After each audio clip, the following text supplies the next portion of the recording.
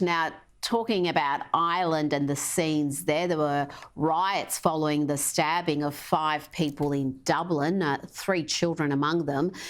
This was allegedly by an immigrant who years ago was supposed to be deported but was then granted citizenship. I'm not exactly sure what has happened there. Police said the man in his 50s was arrested with no other suspects involved. Now, politicians and law enforcement were quick to blame the riots on hooligans and what they called far-right agitators. But Emily, the anger here is against the authorities, who many Irish people say have let them down, and that cannot be denied. The fact that there is genuine anger in the community, and sure, no one endorses rioting or looting or any sort of criminal behaviour, but the anger there is grounded in some real issues.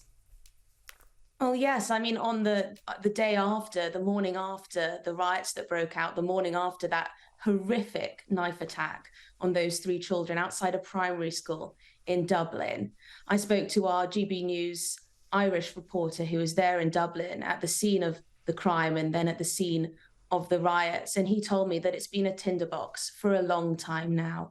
Ireland is quite a small population, and they've had huge inflows of migration and also illegal migrants and refugees. And the government is ignoring and has ignored many of the concerns of ordinary people. As I said, no one condones, well, very few people would condone the type of violence we saw and the looting and the setting double-decker buses alight. But that doesn't take away from the fact that a lot of Irish people have deep concerns with the speed of immigration into their country. And of course, this was the catalyst for this, was a horrific knife attack from an Algerian descent man in Ireland. And people, it became, it appears to be a tinderbox in Ireland. And I do worry that we may see more of these kind of outbursts unless governments realise that people aren't happy with what has happened so far.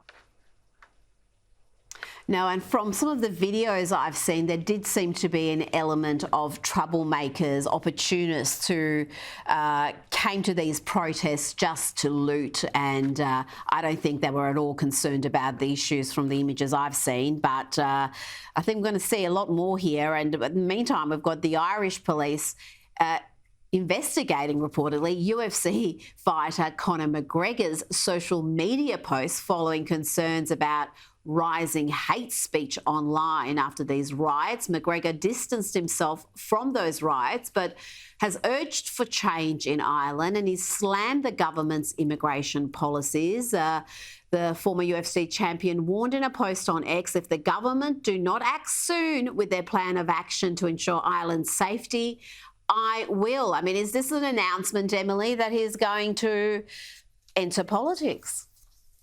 Well, it does look like it. This is a man, he's a mixed martial arts fighter. He's got an absolutely enormous following in Ireland and, of course, around the world too. And he's been very vocal since this all erupted about Ireland's migration policy. He clearly believes that the Irish government has got it completely wrong. He clearly has absolutely no respect for the Prime Minister in Ireland, Leo Varadkar. So maybe he is setting out his stall to get involved in politics. But what's interesting is now the Irish police are now investigating his tweets.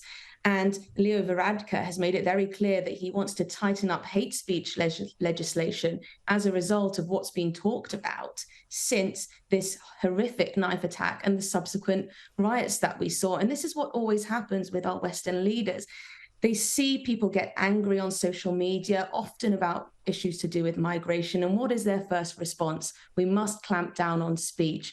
That is not how a government should be dealing with these issues, which people feel very angry and feel very motivated about. So I think this is completely the wrong approach from the Irish government. I think Conor McGregor, we may well be seeing more of him, but I imagine Leo Varadkar and the Irish government are going to try and do as much as they can to put a lid on him and stop him from tweeting so much to his massive audience.